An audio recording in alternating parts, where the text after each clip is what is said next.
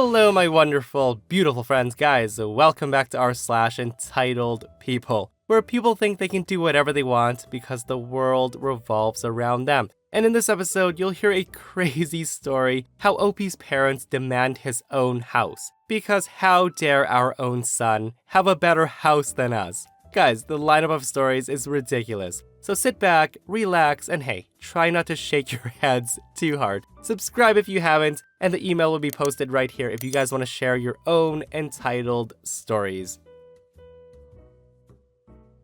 Okay, so this happened about an hour ago, and honestly, I'm still fuming. The nerve of some people. Now, I will admit that this isn't as bad as the other stories in the sub, but it was still infuriating for me. So Sundays is not usually my shopping day. It's usually Monday, but I decided to avoid the big crowds and instead shop for groceries today. So I grab a cart from the parking lot, go in, get some vegetables, some bananas, half a kilo of ground meat, some chicken breast, and I was about to pick up some cereal and granola bars. The point is, my cart was pretty full. I left my cart about 4 steps away from me while I was choosing which packet of burger buns to grab, when I hear my cart start to move. Now turning around, I see a wild Karen. Now I will admit, she didn't have the "can I speak to your manager" haircut, but instead had very beautiful hair. I also noticed that she had a kid, about a year, sitting in the cart that had my groceries and my handbag in it. I then say to her, "I'm sorry, but that's my cart. If it was in the way, I'm sorry, but I'll move it." To this, Karen says, "Oh, it wasn't in the way, I just needed a cart since I'm tired of carrying my kid." I say to her, "Okay, that's understandable, but that's my cart and it has my groceries and that is my handbag." I then proceed to grab my handbag and I thought everything would be fine now. But then Karen says, "Okay, you can have your handbag." I tell her, I need that cart. It has all my groceries in it." To this, Karen says, "You don't need it. You don't have a baby with you. I'm a mother. I'm tired. I need it." I tell her, "No, give me back my cart and go get yours. There's a lot of them in the parking lot or even close to the entrance." To this, Karen says, "If there's so many, go and get one for yourself." The woman at this point then proceeds to push my cart away with all my groceries. I was dumbfounded by what was going on, but I decided to let it go and not cause this to be more than it needs to be. So now I had to return to get another cart and then choose and grab my groceries again. I told a guard near the door about the cart stealing mom, but they told me there's nothing they could do since I took my handbag and those items in the cart were unpaid for anyways. They will, however, go after her if she attempts to steal the items from the store. So in the end, my 40-minute shopping trip was extended by an extra half an hour, and I was unable to find another good tray of chicken breast. Now, I wish I could say that they detained that woman or she was stuck in the cashier line, but I didn't see her again. And honestly, I hope I never have to. Guys, talk about super duper entitled, right? Like baby or no baby, taking someone else's cart just because you're tired and lazy and can't grab one beforehand is ridiculous. Especially when she uses the lame excuse of, "I'm a mom. I'm tired. I need it more than you do." Honestly, OP should have just left her purse in the cart so security could have done something about it. Two can play that game, Karen.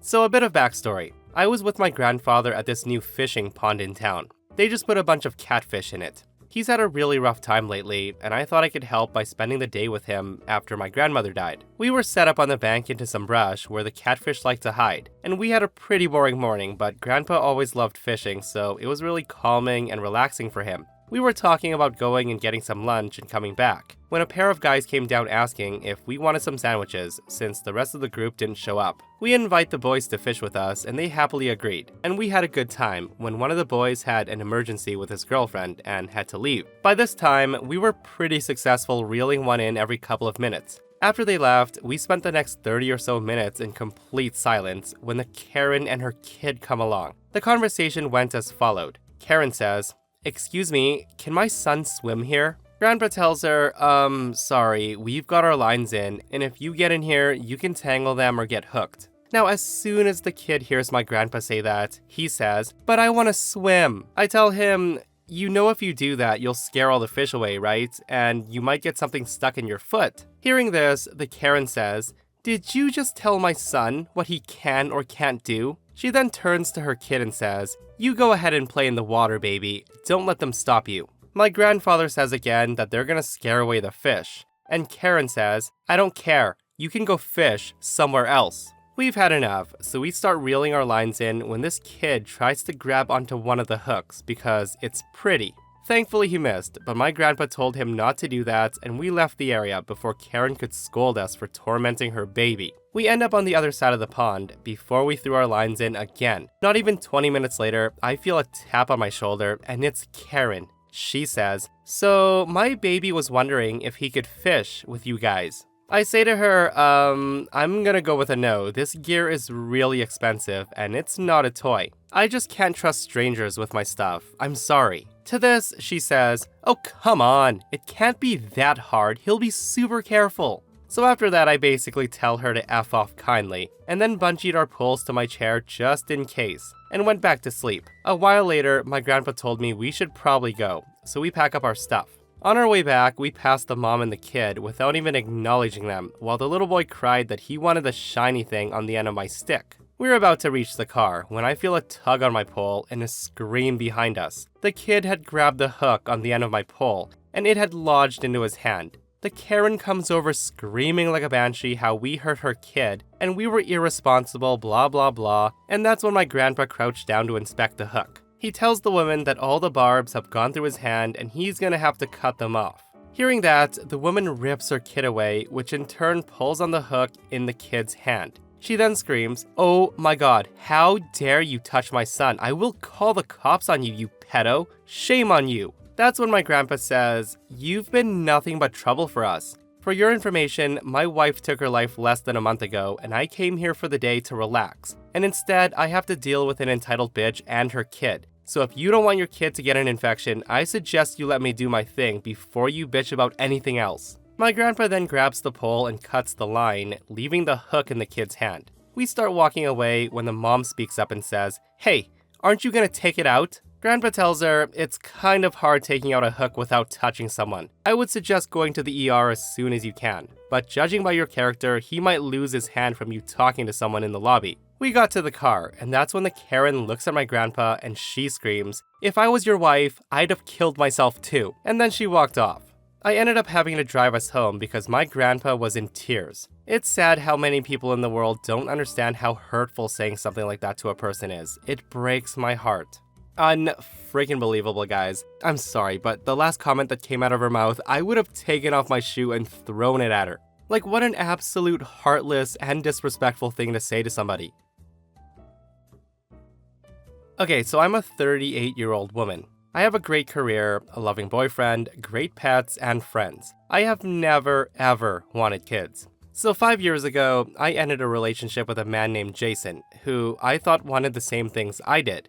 We had been together for 2 years in 2015. We travel together, read comics together, play video games, and do all kinds of fun things. I had always been honest with Jason that I never wanted kids. He told me he didn't either. Then, in the summer of that year, I began to notice changes in him. He would talk about how great our friends' kids are, and he'd try to get me to spend some time with his nephews, even though I wasn't close to them. He also began talking to my parents way more than usual. Then one evening, he said he wanted to have dinner with my whole family. Now I found this a bit strange, as I don't often spend time with my family. But for him, I agreed. We were having dinner, and my parents and my siblings were there. Then he dropped a bomb on me. All of a sudden, he gets down on one knee and says, I love you. I want you to be the mother of my children. Now upon hearing that, I said, what the actual F?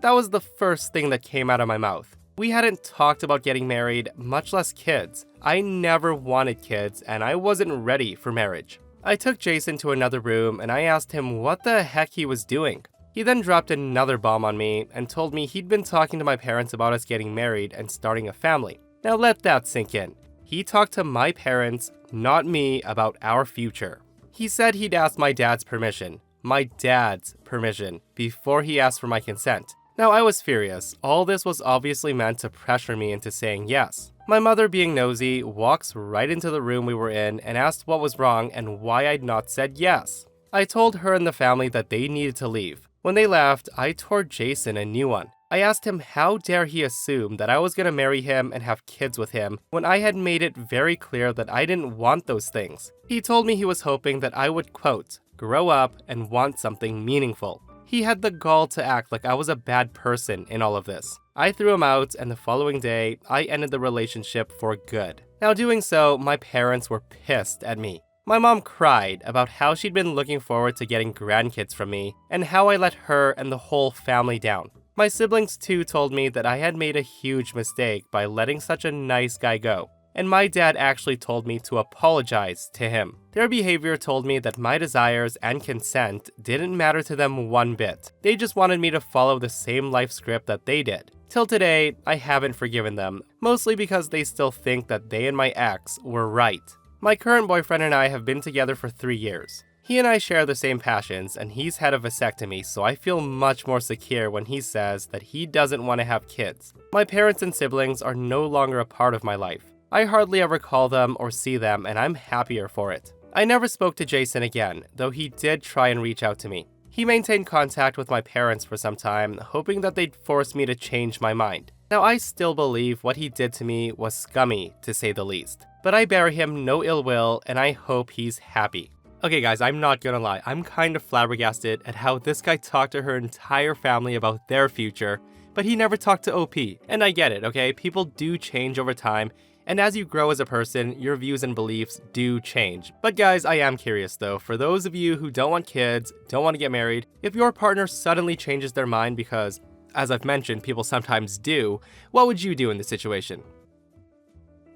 So I'm gonna start this off by saying that if you have a house and you don't have cameras, get cameras. I have some now, but I should have got them sooner. I live in a pretty typical manufactured home in Arizona. My parents also live just a few streets over. Despite how close we are, I'm very low contact because they're just bad people. Now, they treated me okay as a kid, but things changed as soon as I was in my late teens. I was expected to do more and pay my way as soon as I finished high school. Now, that was fair. I was an adult by then after all. But my parents wanted a lot more in rent than what I'd have to pay to get my own apartment. I'd have next to nothing left of my monthly paycheck if I had given them what they wanted. So I refused to give them more than a fair amount, plus a share in utilities. And I started buying my own food as well.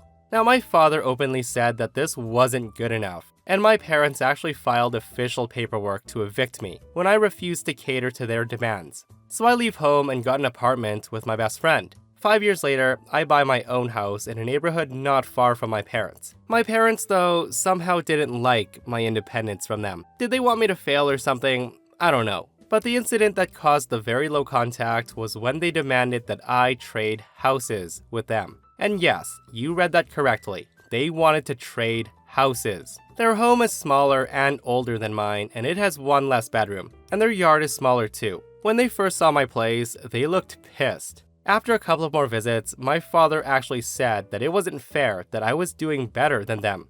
He said I was rubbing my nicer house in their faces. Like seriously, what's there to brag about? I guess having something even slightly better than what my parents had irked them. And as I've already said, they've actually demanded we trade houses because of it. My friend who lives with me literally falls on the couch laughing when they said that, and I couldn't help but join in. My father said it wasn't funny. When I recovered my composure, I said that he and my mother were not entitled to my house, or anything I own for that matter, and I told them to get out. After that, we barely spoke, and then the pandemic hit. My father got laid off, and he struggled to find another job. He ended up working in the local Walmart for half a year before getting a better paying job. I did get a kick of seeing him there when I was shopping for groceries, but as much as I hate him, I'm not gonna call him a bad employee. He did fine, I think. During that time, he and my mother kept calling me and asking me for money. And I know what y'all are thinking. Don't lend them anything. They didn't want loans though, they wanted handouts. Why? Because they raised me and I owe them. I told them if they didn't want the cost of raising a kid, they shouldn't have had one. A few weeks ago though, my mom calls me begging for money because their dinosaur of a window AC unit finally crapped out. I told them I wasn't giving them anything and I wasn't gonna buy them a new one. My mom then complains how I have 2 in my house and the least I could do is give them 1. I then told them that maybe if she and my father weren't always pissing away their money on beer and Mary Jane all the time, they'd have money to buy another AC. I said I wasn't giving them one of mine or any money. End of story. Only it wasn't the end of the story. A few days later, I come home from work to find that my house had been broken into. My front door locks were drilled out, and both my window AC units were gone. Nothing else was stolen, but they went out of their way to make a huge mess for some stupid reason. Probably to make it look like a typical robbery or something. I knew it had to have been my parents, so I called the police. I told police that I heavily suspected my parents of theft because they acted entitled to my stuff, even though I'm a grown man who doesn't live with them. I went with police to my parents' house, and sure enough, they had both my AC units going on in their windows. When I confronted my parents, they obviously denied the theft. They claimed that they already owned the AC units, but statements from their neighbors said otherwise. But my parents still denied the theft. Now, I'd bought both AC units used online years ago, which means I had no receipts for them. So I figured my only option was to look for witnesses in my own neighborhood. As luck would have it, a neighbor across the street has security cameras, and the edge of one of them caught just enough to see my parents showing up in my father's truck. My father could be seen walking with a cordless power drill in hand, and a few minutes later, they came back to the truck with my AC units. They then went back to ransack the place, I'm guessing. With this evidence in hand, police had cause to arrest my parents. At first, both of them acted like they'd done nothing wrong, but I'd convinced police to let me do the talking. I said that they could either return the units to my home and clean up the mess they made, or I'd get police to arrest them both right there. They had already stolen from me, lied to police, trespassed, vandalized my house, broke my front door locks, and there was video evidence of what they'd done. If I pressed charges, they were both going to jail for sure. My parents looked deflated. They then asked for a moment to talk with each other in the bedroom. I heard a lot of shouting from both of them, and I could hear my mom yelling that my father was an idiot, and he was trying to blame me in turn. So after about 5 minutes, they came back out looking even more deflated, and they say they'll return the AC units and stop bothering me for money if I don't press charges. I said they were going to clean up the mess in my house and buy me new locks for my front door as well. And then I want handwritten apologies from both of them on top of it. They agreed, and even got a police escort back to my house. My father was forced to put the AC units back in my windows, and then left my mom to clean up the huge mess they made while he went out and bought replacement locks for my front door. He was gone for about an hour, and he came back with a new stainless steel lock set to replace the knob and deadbolt. He then had to help my mom finish cleaning. After everything was cleaned, I gave my parents each a piece of paper and a pencil, and I told them to write out apologies to me for what they'd done. My dad looked really pissed and said I was treating him like a child. I said he was acting like one, and never stopped treating me as a child either. This was me holding him accountable, and I could have sent him to jail, but I felt this was better for teaching him a lesson. He then kind of snorted and started writing. My mom wrote a good apology, but my dad's was pretty half-assed and passive-aggressive, but I didn't care. It seemed to kill him a little bit inside to have to do it. And when he was done, he left without speaking to me. My mom said she was sorry, that she'd leave me alone, and then she followed him. Not long after, I shelled out to get some cameras for the exterior of my house. So if someone tries to break in again, I'll get it on video. I only have 2 cameras, but added a couple of more fake ones that look real enough to scare people off. I haven't heard a peep from my parents, but their next door neighbor told me that they went and bought a new AC unit. I guess they had money for one after all. It makes me wonder how high they were when they thought it was a good idea to steal from me. Maybe having lean pockets for a while will teach them. Then again, they are who they are after all. Guys, I am never surprised when I read stories like this. It's so crazy how some parents feel like they can just act like this because they're doing it to their own child. I raised you, you're my child, so I can do this, this, or this. Like, I remember reading a story similar to this one a while back, where the parents broke in and stole things they wanted from their daughter's house, and they argued to the cops that it's not theft because their parents just taking from their child. They argued that they were technically borrowing it. Like crazy, right? So, a little backstory. My sister is a full-on Karen. Now ask me what it's like to be related to someone who always complains about everything until she gets what she wants. My sister is the type of person who yells at employees when they put too much creamer in her coffee. Anyways, this story is about the time my sister and I took my nephew to Disneyland. When my nephew was around 8 years old, my sister and I decided that Disneyland was a great place for him to be. My sister knew that he wasn't quite tall enough for the rides, so her solution was to put lifts in his shoes so he would beat the height test. She tells me this as we're in line and about to come up to where they will measure the kid. So at this point I tell her, wait, you're gonna put your son on a ride that you know he's not tall enough for? What if he were to fall out or slide out? Those rules are there for a reason. My sister tells me, oh, He won't. So I tell her, you're willing to take that chance? I don't think putting him in danger just so he can get on a ride is a good idea. My sister then tells me to shut up. I know what I'm doing. Just watch how it's done. So we get up to the height board and my nephew stands up against it. The park employee sighs and says, "Oh man, I'm sorry, but you're just too short for the ride." At this point, my sister screams at him and says, "No, he's not. Joseph, stand up taller. Don't slouch." My sister grabs him and forces him upright. We can still see that he's about half an inch too short, and my sister leans into him and whispers, "Hey, remember what we talked about?" I then watch in shock as the little boy casually lifts his heels so he's more on his toes. And of course, this moves him up to the necessary half an inch needed to be able to ride the ride. My sister looks triumphantly at the park employee and says, "See? He's perfect." The park employee sees and says, "No ma'am, he's on his tiptoes. I'm sorry, but he can't ride this ride today. He's not tall enough." At this point, my sister flips out. She starts saying that the height numbers are just suggestions, and that she's paid a lot of money to be here, and it's gonna be fine. When he refuses to budge, she grabs the kid and stalks off, heading right for the information office at the front of the park. She then wasted another hour, arguing with them about why the height limit isn't fair, and how the park employee had ignored the fact that her son was tall enough.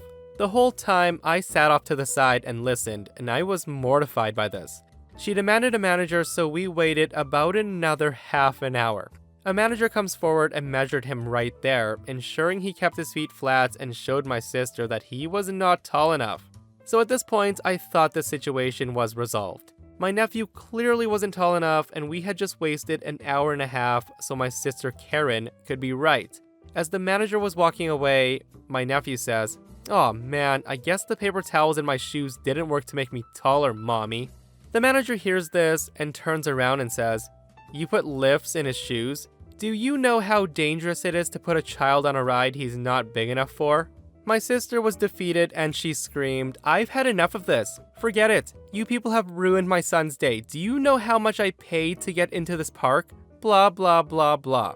It's been a few years and I'm still embarrassed and disgusted by how she acted that day. What kind of parent endangers their son or daughter just so they can ride a roller coaster? My sister, apparently. Now guys, I don't know what the heck the mom was thinking. Now I was gonna say something about this one, but this one comment I found in the post sums it up perfectly. Dude, I'm sorry, but your sister is crazy.